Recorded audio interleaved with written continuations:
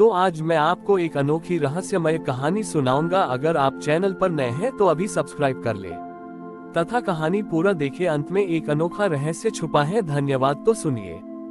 बहुत समय पहले की बात है। विंध्याचल के घने जंगलों के बीच समयपुर नाम का एक प्राचीन स्थान था।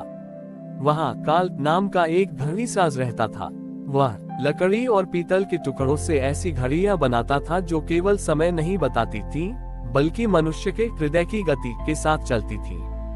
काल का मानना था कि समय कोई गिनती नहीं है, बल्कि समय महादेव के डमरू की वह गूंज है जिसे हर जीव अपने भीतर महसूस करता है।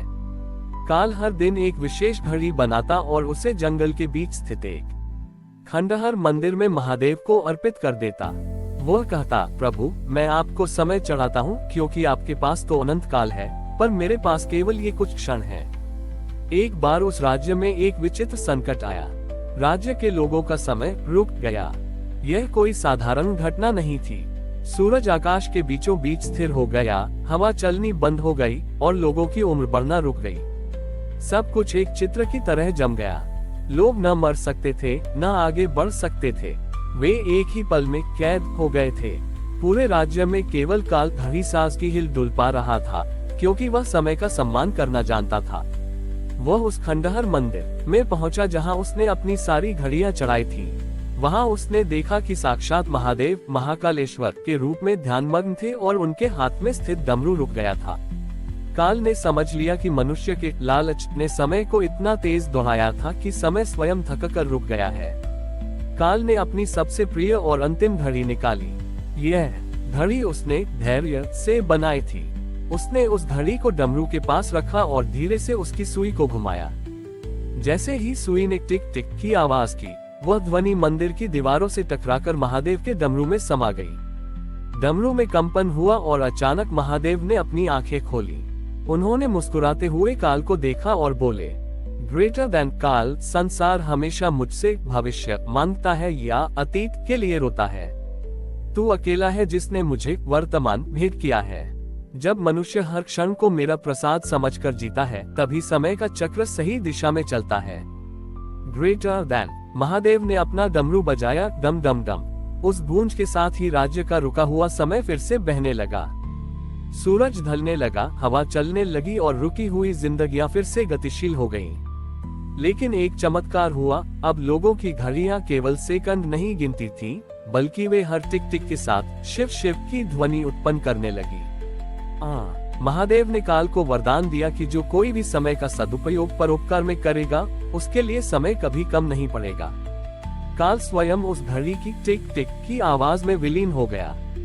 आज भी माना जाता है कि शांति में बैठने पर हमारे हृदय की जो धड़कन सुनाई देती है, वह महादेव के डमरू का वही समय है जो काल ने हमें उपहार में दिया था। ये कथा सिखाती है कि समय ही शिव है और शिव ही समय है। इसे व्यर्थ न करें, बल्कि हर क्षण को भक्ति में ढालें। समय फिर से बहने लगा था, लेकिन समयपुर के लोगों के लिए अब एक नई चुनौती खड़ी हो गई। जब समय रुका हुआ था, तब लोग अमरता के भ्रम में जी रहे थे, लेकिन जैसे ही समय की गति लौटी, लोगों के भीतर समय खोने का भय पैदा हो गया। वे अब हर काम को इतनी जल्दी करने लगे कि उनके पास अपनों के लिए या प्रार्थना के लिए एक क्षण भी शेष नहीं रहा। इसी हड़बड़ी के बीच राज्य का राजकुमार अधीर काल घड़ी साज की उस अंतिम दिव्य घड़ी को ढूंढने मंदिर पहुंचा। उसने सोचा कि यदि वह उस घड़ी को अपने पास रख ले तो वह समय को अपनी उंगलियों पर नचा सकेगा और कभी बूढ़ा नहीं होगा। जैसे ही राजकुमार ने उस दिव्य घड़ी को मंदिर से उठाया, घड़ी की टिक टिक अचानक एक भयानक गर्जना में बदल गई। घड़ी की सुइयां बिजली की गति से घूमने लगी। देखते ही देखते राजकुमार के बाल सफेद होने लगे और उसका चेहरा झुर्रियों से भर गया। वह एक ही पल में जवान से बूढ़ा होने लगा। वह चिल्लाया, यह क्या हो रहा है? मुझे समय चाहिए था, ये तो मुझसे मेरा समय छीन रही है।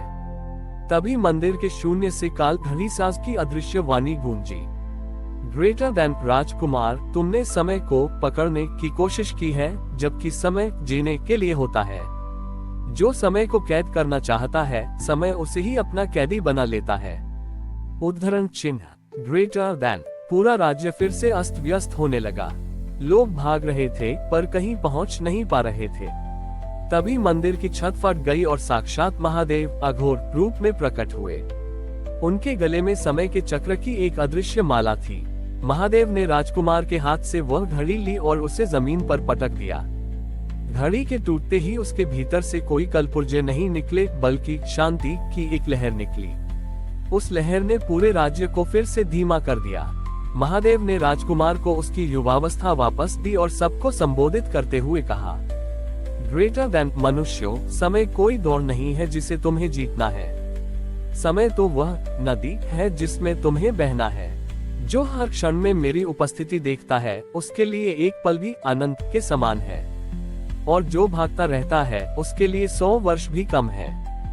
Greater than. महादेव ने उस टूटी हुई घड़ी की धूल से मंदिर के आंगन में एक छाया यंत्र बनाया। उन्होंने कहा, अब से यह सूर्य की छाया तुम्हें समय बताएगी। जब तक सूर्य चमकेगा, ये तुम्हें याद दिलाएगा कि समय तुम्हारा नहीं, मेरा है।